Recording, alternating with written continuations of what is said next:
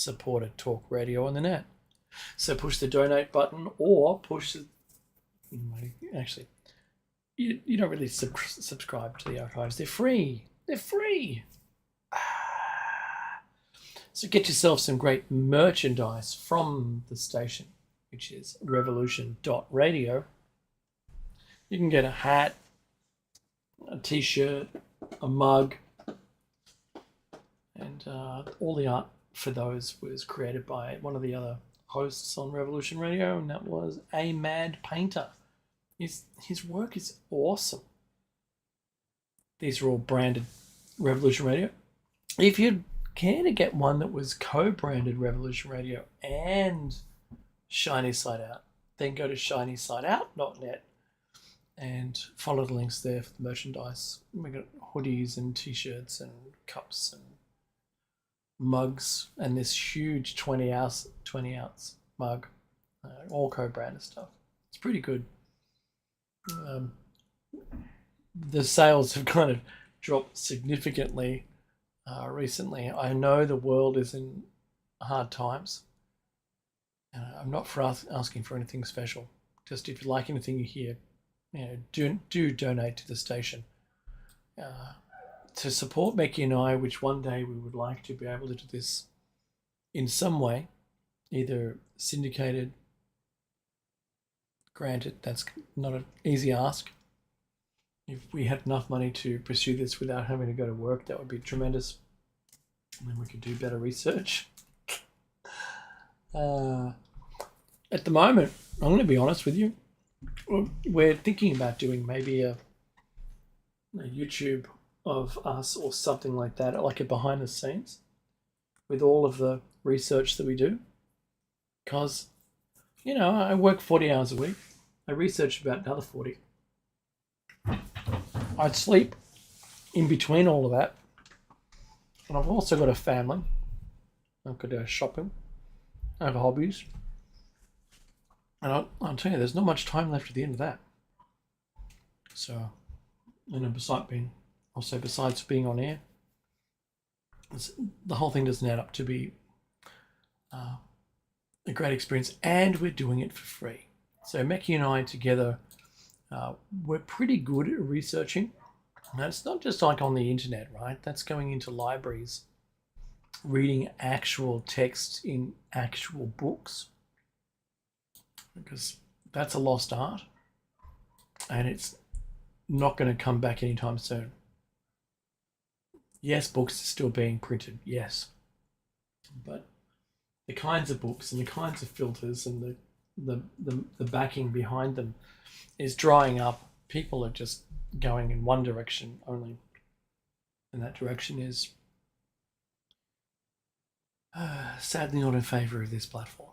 Sadly not in favour of there being printed material. What archaeologists are going to determine at some point in the future when we stopped printing books? Because the last 3 decades is where the decline has commenced, and we're accelerating that decline of printed material. At some point, we'll cease it entirely. Now, an archaeologist may only find something in the last, say, 2 decades or 1 decade.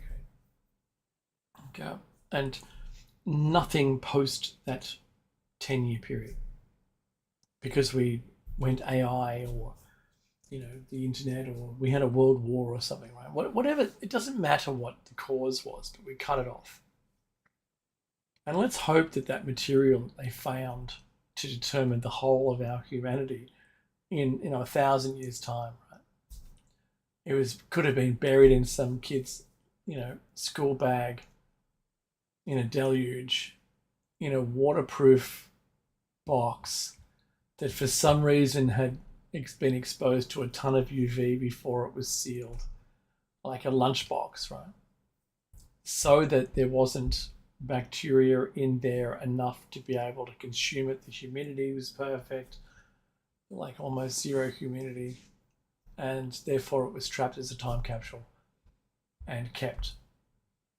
Didn't have to cut it open. They just found what wasn't able to be consumed by anything, so it was plastic, and it was sealed and buried with no oxygen. Right. So if that was the case, if all those conditions, while you might think they're rare enough to be what allows us to find fossils. So if every creature that was alive fell over and nothing, no microbes ate any of the material, only the flesh and inedibles, living inedibles remaining. Right? So only the skin and all the soft tissue was consumed, all the organs for that matter. If everything was, cleaned up by scavengers and then ants did the last lot of work and it was all that was left were bleached bones. If every creature ended up bleached bones, then we wouldn't be able to walk anywhere on the planet. There'd be no roads. Right? Everything would be just on mountains of bleached bones. Almost no plants would be able to grow through all these bleached bones because there's microbes that eat it, right? They do, they consume them. What you need is an environment in which a catastrophe or something very similar could be a localized flood, huge deluge, flash flood comes through, knocks over the creatures. The mud is so thin and silty that it locks immediately around the outside of the creature. Then there's no oxygen trapped around the creature. And they're stuck in a capsule. And that's what we see. Eventually, all of the cells are washed out and replaced with minerals. And that's why we find these bones, these fossilized bones. Until all the minerals have replaced the everything that contains DNA. Until that happens, you can actually recover some DNA. But if it's 100% washed out and replaced with minerals, there's no DNA left to get anything from.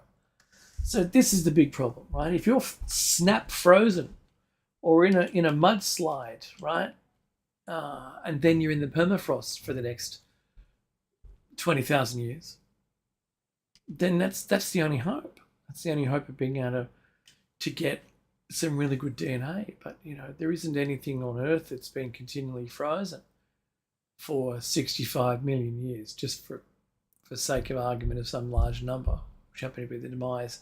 It's actually 66. It's not 65. It's 65.8 or something million years, which is closer to 66 million. If there was some hole on Earth that had a dinosaur that fell into it and was snap frozen, then we'd be in a better position to be able to recover the DNA, blah, blah, blah, learn more about them, even see what their skin really looked like. At the moment, not so much. There's a lot of gap still to get through in order to have a full picture. Remember, the argument still exists whether the dinosaurs themselves had feathers. Were they feathered dinosaurs? Was their skin like chicken skin rather than lizard skin? That's all very important. When I see the foot, this is just an aside, like all my other asides next to each other. When you see a foot of a chicken and you see the foot of a T-Rex, there's very little distance between those.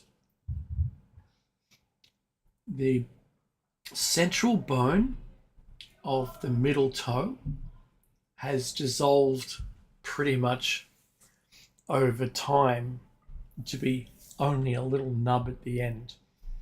It's almost indiscernible in the chicken foot, but in the T-Rex foot, it's almost fully formed up through the shin, which is really not a shin because it doesn't articulate in the same way that our legs do. So very important because they walk on their tippy toes, right? So their actual main foot doesn't end where the toes end. They're into the toes, and all the representative bones that we have in our foot that lead up to the ankle is still represented in them, but it's much further up the leg. Anyway, so the fossilization process is something that needs a unique set of circumstances in order for it to be found by us. If those same circumstances led to a book from this era right before our demise, and possibly on AI, imagine a school kid who was learning AI, learning about the AI, and it was a well-rounded textbook with all the valid current social warnings about AI being in there. But of course, it's 1,000 years since we lived at all. Then you could believe that we might have been wiped out by the AI. It would make a really good story because that was all you found. But if it was geography, then you wouldn't know much. You know about societal behavior from that because, we're just raping and pillaging and selling what we can to the nearest buyer, or, the nearest buyer is wrong, to the buyer with the most money from a trans world perspective, a globalist perspective. We're selling everything to whoever's got money. It doesn't matter who it is or what it is, as long as the bid is high enough. Woohoo, right? Unless you're Australia and you're selling natural gas, and the natural gas agreement had a fixed price, and that fixed price was the price from years ago, and we continue to sell the price to the buyer, sell the gas to the buyers for that price, despite the clear indication that we're just dying here because we're not making any of the money we used to. All the margins, there's no margin in it, right? It's actually selling it for a loss in today's money. But that's contracted. We're contracted to do that. We have no opportunity to change it. I mean, who writes work like that? Who writes a contract like that? They should have written into the contract a clause of an amount of change in the global market for natural gas, for instance, just for instance, where if it changed to another amount, then that should be realigned to that, maybe on an annual basis or something like that. But yeah, those negotiations would have been those who negotiated those deals should certainly be staring at themselves in the mirror and thinking, wow, they didn't know stuff that up. That must be a really hard thing, unless of course I'm only saying this for a person who has actual morals. Maybe that's my downside. Maybe these people don't look at themselves in the mirror and go, geez, wasn't that was a stuff up. They just go, well, I moved on. I sold it. I moved on. What's my next thing to sell? Maybe that's what they do. I don't know. I don't know. Has anyone who's listening, has anyone had to undergo that personality testing at work where there's a circle split into 4 quadrants from what I believe? And I don't remember the acronym around it, but it was like ASD something or other. one of those in a company I worked for who instigated this. There was something unique about all the management, who all scored basically in the arrogance quadrant, where they're quick to anger. Whatever they say is what they say. There was no compassion. There was no rounded thinking people. They were basically just clones of each other who, I won't say which company, but I have worked for them.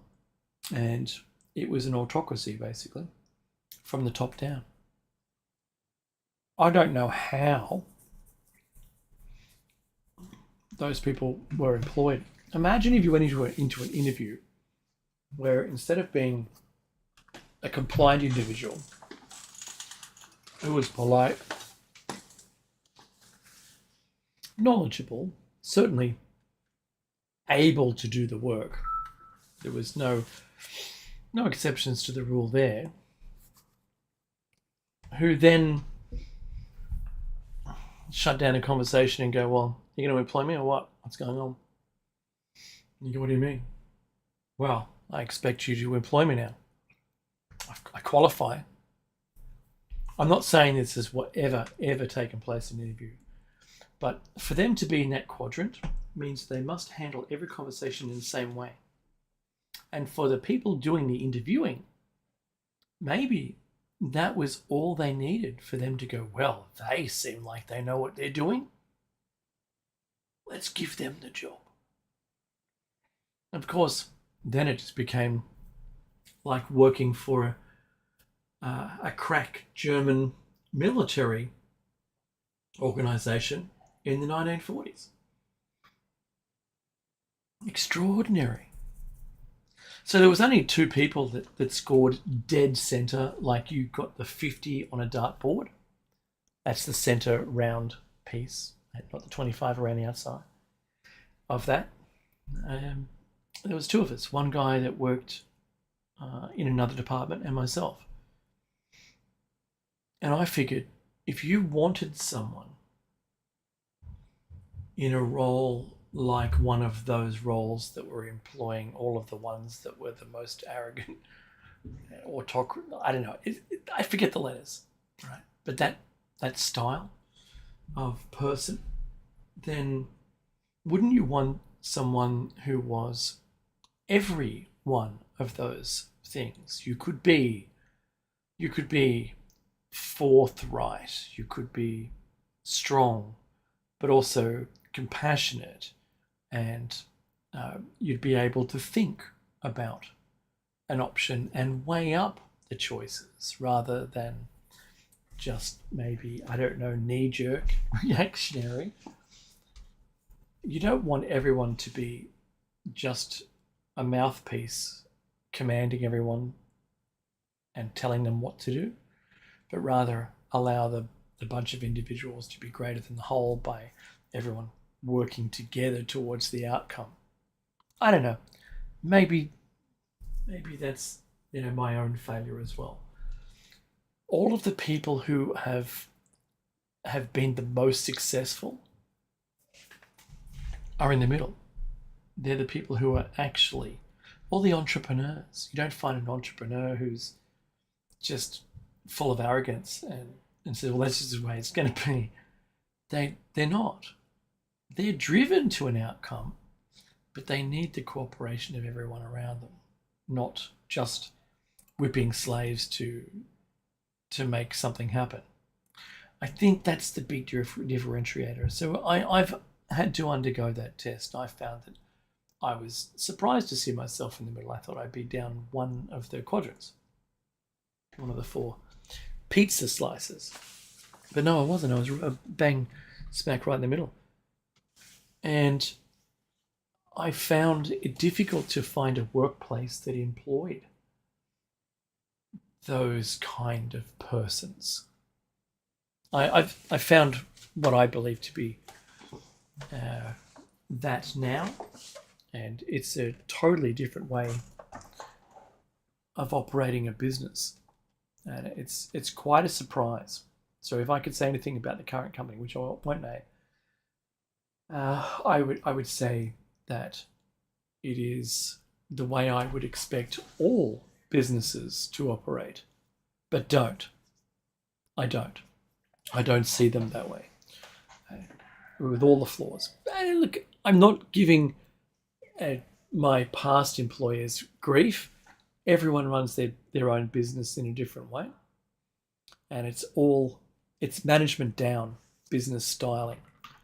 Like I said, I'm not naming anybody, and I would never do that. I'd never name them. Just in my experience, I don't think I would want to go back to a company that worked up in, I think it was the top right quadrant. I forget. It's been so long. And I'm not going to remind myself. I'm happy to live in the I don't know land right now while I'm talking about it. But it wasn't a recent employer. So if anyone's on LinkedIn already, I wonder who it is. No, it's long in the past. Yeah, crazy, just crazy. So anyway, I wanted to talk more this hour about Jupiter's moon count jumps to 92, which is now the most moons for any planet in our solar system. And I'm going to say that's a lot of moons. So Saturn, the one-time leader, used to lead at 83.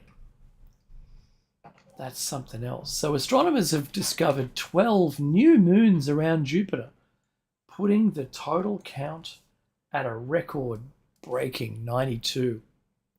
That is more than any other planet in our solar system. Saturn, the one-time leader, came in a close second with 83 confirmed moons. The Jupiter moons were recently added to a list kept by the International Astronomical Union's Minor Planet Center, said Scott Shepard of the Carnegie Institution, who was part of the team. And they were discovered using telescopes in Hawaii and Chile in 2021 and 2022. And their orbits were confirmed with follow-up observations. Well, that's what they've got to do. They just confirm them. And there's nothing else specific that is important to anything here. I think this might be a graphic. No, this is the generic graphic. I'm sorry about that. Anyway, that's something else, 92. So think about this next time you're playing trivia and they say, what planet in the solar system has the most moons? And can you name the number of them? And you go, well, okay, well, it's Jupiter and it's 92. And they go, no, it's Saturn with 83. And you go, oh, I'm sorry. The current information says that it's Jupiter and it's 92. Google it. I'll wait for you. And that's brought to you by the independent.ie. This story is found all over the internet right now. So people are just jumping on it for clicks. So I don't suspect that you're going to go looking for it. But nonetheless, I'll paste it into the chat room. And you can read the article for yourselves. Okay, this is the thing that I wanted to talk about the most.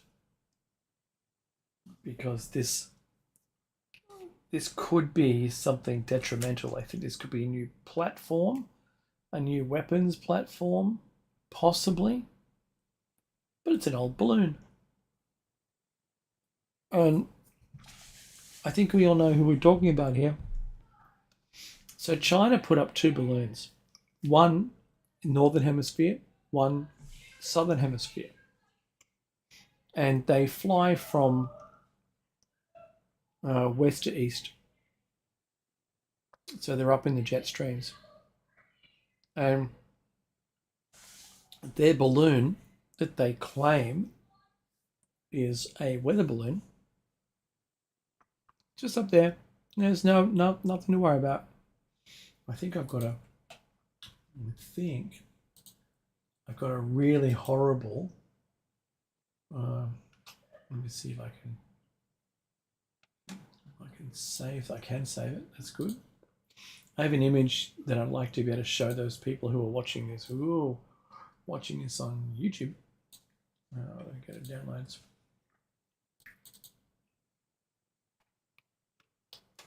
Yeah, so this isn't PC at all, but I'll just do that for about 5 seconds and I'll close it.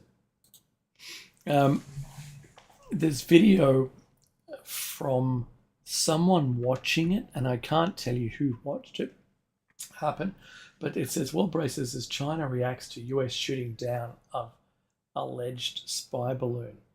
So there's some footage here of what looks like a balloon, a jet, and a missile that's been fired. There's an impact, and the balloon starts to, like, with a big puff of smoky kind of gas, and it starts to fall to the earth. There's other footage. It looks as though the missile actually hit the machinery hanging, which, I mean, I would have done like an F-16 or something and used my forward-facing high-velocity rounds to shoot it down with my machine guns, rather than doing it in the style in which they've chosen to do it with a missile, because I don't know what it hit, but it may not leave very much to recover. Whereas if you just pop the balloon, it's going to lose altitude, and that's enough. Wouldn't it be enough? Like, don't blow the whole thing apart, right? Just shoot at it. Well, I would imagine that Biden would have spoken to Xi Jinping and said, okay, it's crossed our continent now, we're going to shoot it down. And they would have gone, sure, knock yourself out. We've got enough telemetry. Oop, no, I mean, we've been monitoring the weather with it just fine. This is the only 2 words that we got back from Xi Jinping so far, and it says strongly dissatisfied. That's it. So Beijing is strongly dissatisfied with Washington's decision to shoot down what the Pentagon believes was a Chinese spy balloon attempting to monitor sensitive US military sites. China's foreign ministry, which claims the balloon accidentally entered US airspace, accused the US of clearly overreacting and seriously violating international practice. China expresses strong dissatisfaction and protests against the use of force by the United States to attack the unmanned civilian airship, it said in a statement. It added that it would reserve the right to make further necessary responses. The suspected surveillance balloon had spent days flying over the US, including over areas of home to sensitive air bases and strategic nuclear missiles in underground silos before it was downed off the coast of South Carolina on Saturday afternoon. Wow. So that's what I believe. So the other one is flying over South America at the same time. Oh, by the way, this comes from news.com.au. Oh boy. Now, as a platform, the balloon, I remember, what was it, the Montgolfier brothers made the first hotter than air, hotter than air, is that right? Hot air balloon, lighter than air, right? Lighter than air flying device.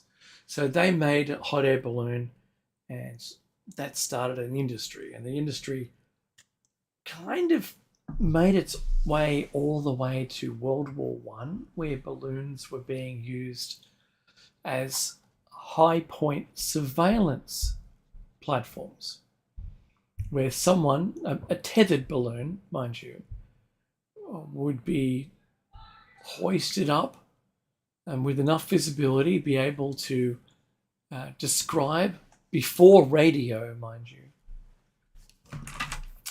it's intel back to the generals who could then make decisions upon where to deploy troops or artillery units, for that matter, whatever it took. And this was one of those high advantage military multipliers where you have a strategic advantage. That makes sense. I'm just moving my food away so I don't rattle it anymore. The weapons platform itself. Okay, so we've had it as a viewpoint, strategic viewpoint over a battlefield before we had manned flight. Well, kind of around about the same time. Then I know that they used it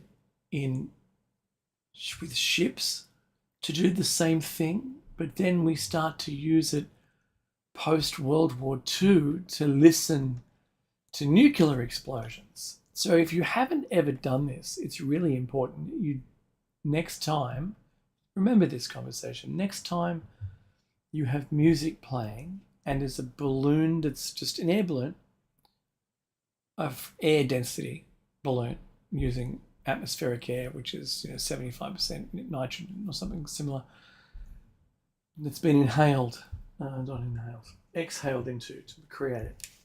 All right. Put that against your ear. Make sure that you're in a nice quiet space and you'll be able to hear more things that you couldn't hear as an amplifier because of its surface and the fact that it's a pressurized vessel that's flexible.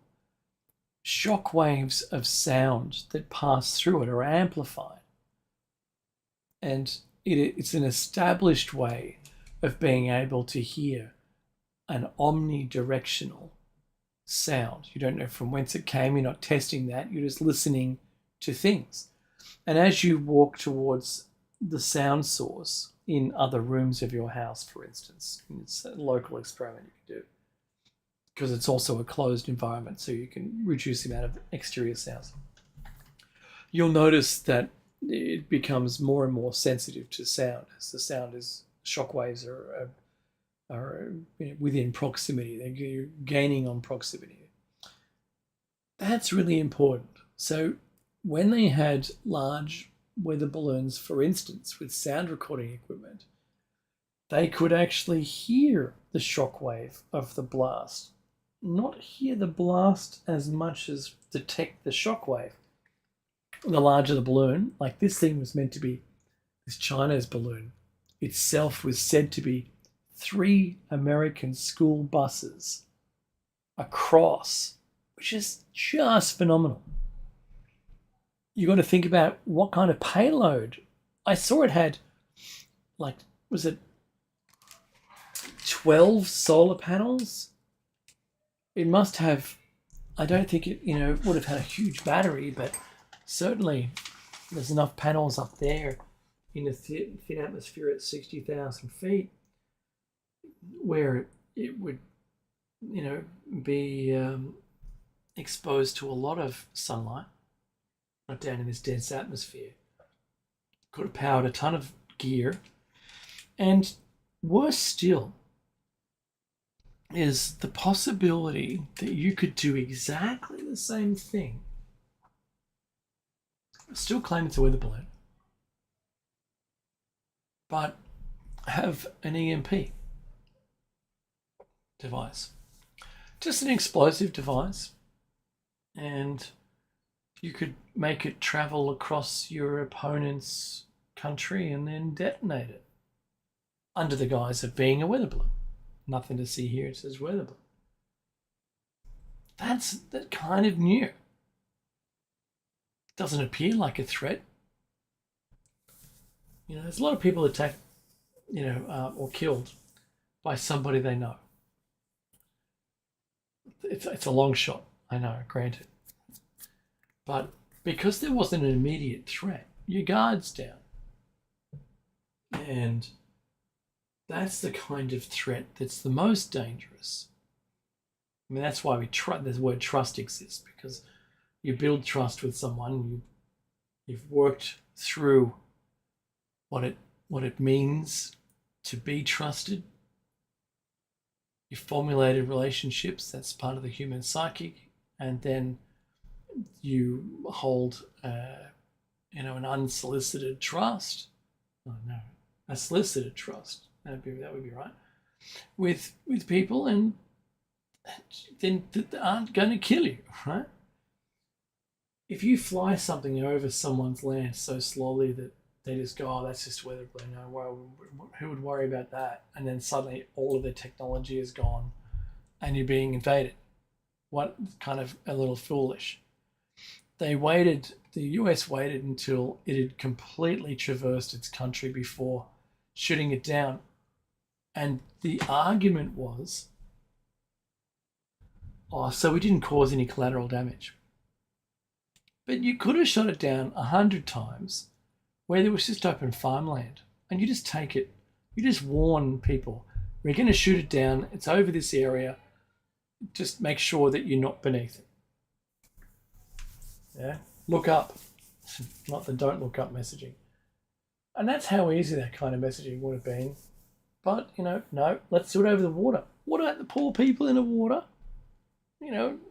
You've got cruise ships and domestic pleasure craft, as I think they call it, or fishing boats, right? Who all have to get out of the way. Who knew it was going to happen until it happened? Big mistake.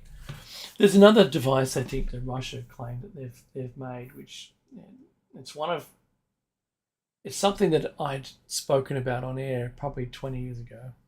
Well, actually, I didn't speak about it 20 years ago. 10 years ago, because 20 years ago I was on Triple M. But 10 years ago, there was nothing like it. Unless it was top secret. And I said there'd be a really good idea if you could have like a self-swimming nuclear device that you swim into someone's harbour and you just sit it on the bottom of the harbour or the river or what have you, right? And you just sit it there. It's like a sleeper. It's set and forget. You just put it there and it's all good. Still be triggered by radio or something like that. Has like a battery or a timer or what have you. It doesn't really matter. And then at some point you trigger it. And you trigger it and all it does is self-inflate or something similar. Some, CO2 balloons, and it comes to the surface and then ignites itself. That would be pretty good. Therefore, you could do a lot of damage with that. No one knew it was there until it just bobbed to the surface. And then Russia is claimed to have made very similar. What they've done is got a two-stage thing. It gets there and then it parks. And then apparently it leaves one portion on the bottom and the other it releases. But because it's more buoyant, it accelerates upwards. And because the water is less dense as it gets higher, it actually increases in speed until it just pops out of the water, has a small engine that takes it to about 300 meters and then detonates as a nuke. That's almost what I made, right? What I theorized. I didn't make it. I would not make an explosive. And I was like, wow, okay. Well, what other things could you stealthily get into place and then detonate at another point in time? I mean, really long wait times. Like, you could do it a decade later.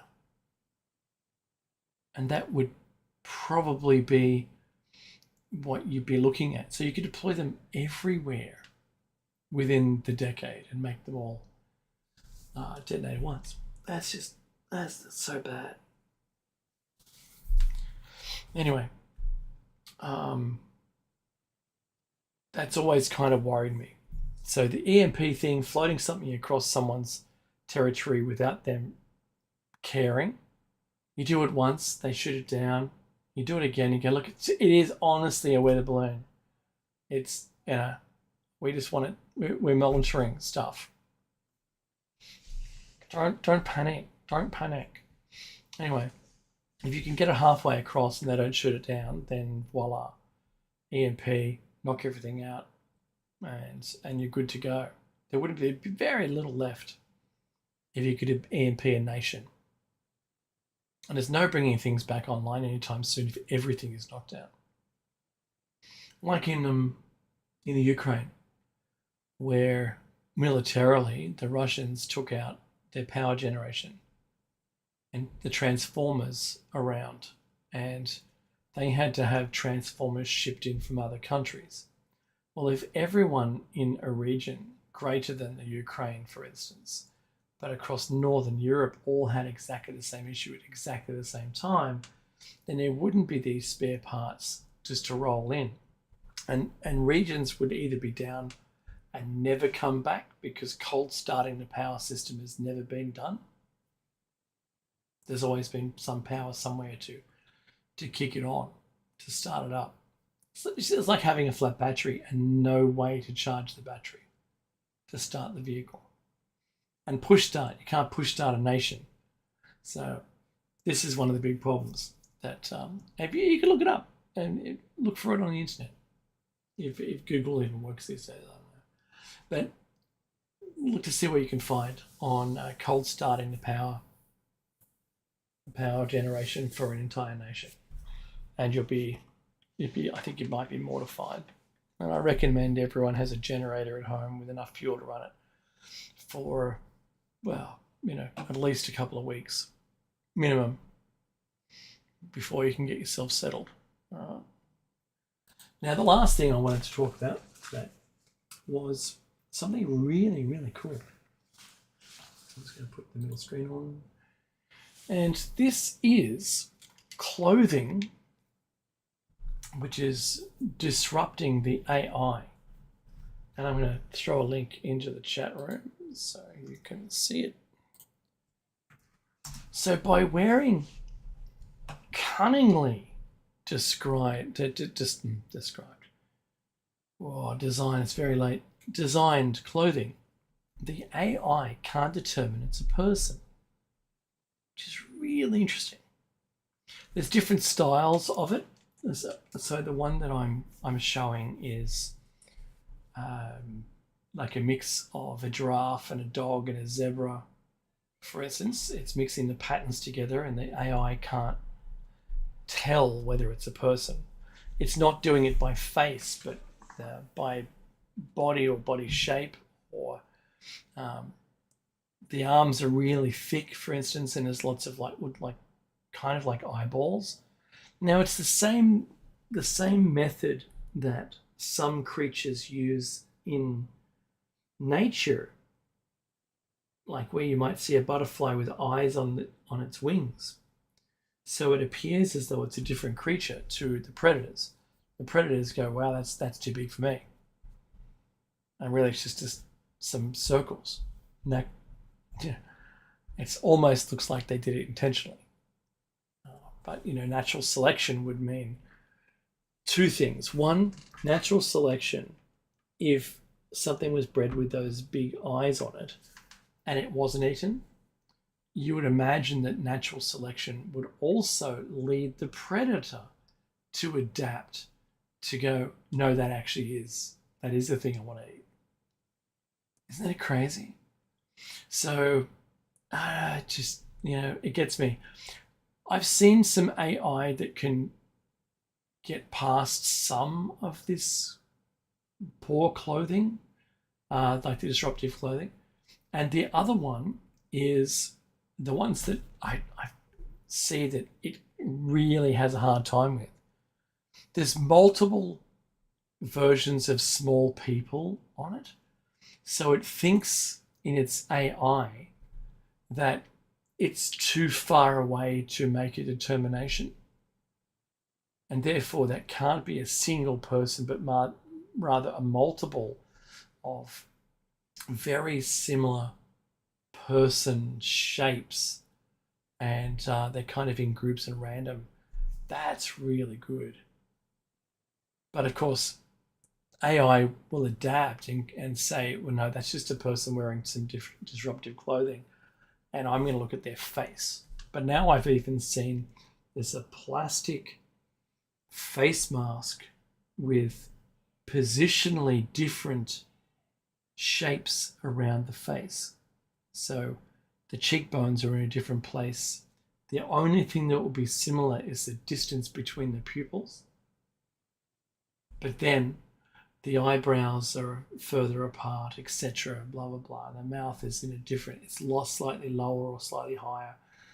And so that triangle, the magic triangle of the two eyes and the mouth against the proportion of the width of the face is just something else.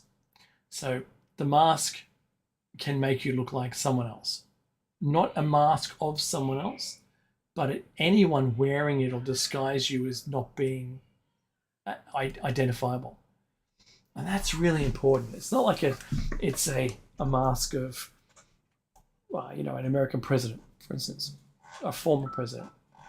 And I think as we get through this in different ways, I think what we're going to see is AI adapting. I think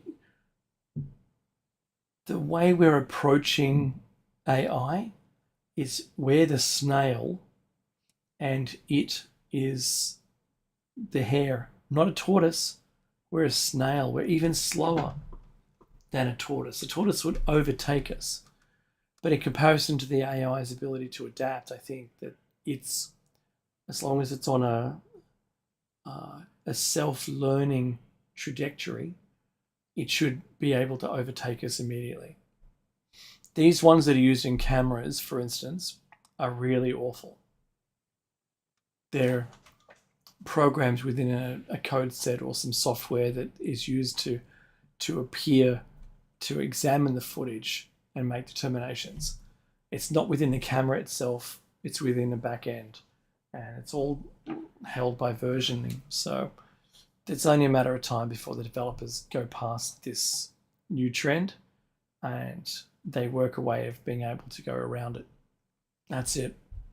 So don't think if you buy something today, it's going to work forever. That's a good question, Flippy. Flippy has asked a tremendous question in there, which I can't say in air. And I'm going to say yes, but every decade's version of that person, right? May. Anyway, so yeah, so there's other ways of, you know, if it wasn't AI and the visual spectrum to examine people, but rather if you were using, I don't know, Wi-Fi, then there's ways of being able to do that now through buildings. So everyone has Wi-Fi, well, not everyone. There are many people who use Wi-Fi at home to serve their internet, their device set, or let's call it their ecosystem within their house, maybe, or landscape, whichever word you like. Yeah, you think of it in your own way. So apparently there's a technology now that's usable from the outside of the home that can see people inside the home like their house was made of glass by using the Wi-Fi that's already emitted within our houses. So in the past, before we got Wi-Fi, let's set the Wayback Machine for the year 2000. What they would have to do back then is emit energy into the house in order for our bodies to absorb it, for their detectors to work. But right now, because we're, 90% salt water bags, then it's able to use the resonance of the Wi-Fi. Now we've got 2.4 and 5G inside our houses. That's gigahertz, by the way. And it resonates with the Wi-Fi. So they can see it, and they've made a tech to do it. That tech is pretty cool. But the disruptive clothing isn't going to help at all. And if it's going through walls, then I doubt we're going to find a way, other than turning your Wi-Fi off, to be able to prevent them from seeing. I was having a conversation with someone the other day, and they're saying, "Oh, isn't it a lovely day?" And you go, "Yeah," and you can go, "Oh, I can see all the way to the horizon." "Yeah, so can I. It's great, very clear today." And I said, just wave to the horizon. And you go, "Why would I do that?" I said, "Well, if you have satellites circling the whole time, why would you be looking down? You wouldn't be able to identify individuals as much as you could if you're looking from the side. Like, I can see you. I'm your height. I'm looking at you. I can see you. But look at the horizon. I mean, that's like someone with a zoom lens at a horizon being able to, zoom in on you." I said, "That's possible." He's like, "What?" Well, you can look in someone's windows. Being a terrestrial bound person, well, you could do the same thing with a satellite. You could look across the earth into the window rather than looking down is stupid. And do you remember, I think it was called Near Me or something like that? It was when Google Maps had Google Earth had done their satellite imagery. There was a Microsoft version of Google Maps which had 45-degree down views of, well, I remember I went to high school in California, so I was looking up my residential address when I was living there at the time, and I could see the house, and the house was modeled in 3D, and each of these elevations from every side, north, south, east, and west, were available, and I could actually see the house from that side, not just the top-down view.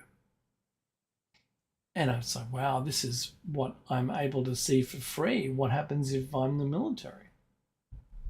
Can I dead set see in the window?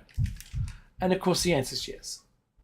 With the military and their partners now that are flying these small toasters around the planet with 200 megapixel cameras with some crazy lenses that are looking down, you can buy imagery from a certain location on the planet. It's only money, for as much money as they are willing to charge you for, and you can see daily differentials or hourly differentials. Their little toasters are flying around. They're really tiny little things. It's not like a whole satellite now, which is the size of a bus. This thing is like just a toaster. Crazy. The tech.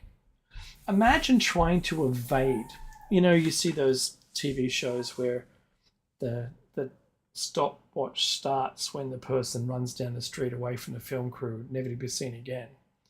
And they're supposed to stay unseen. And once they reach the allotted amount of time, they win a prize. And there's a team tracking them. That is really hard.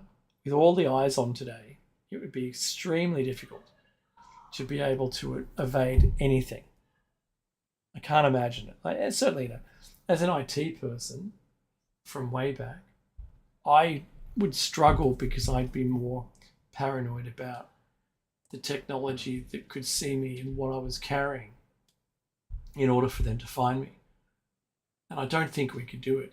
I think that's part of this new world order, which we're never going to be able to avoid the government's watch or oversight. Anyway, this is the end of David Mackey's Shiny Side Out. Jer Bear is coming up next for his great show, After Hours. Hey, love your work, Jer Bear. And in the meantime, take care, and we'll see you next week.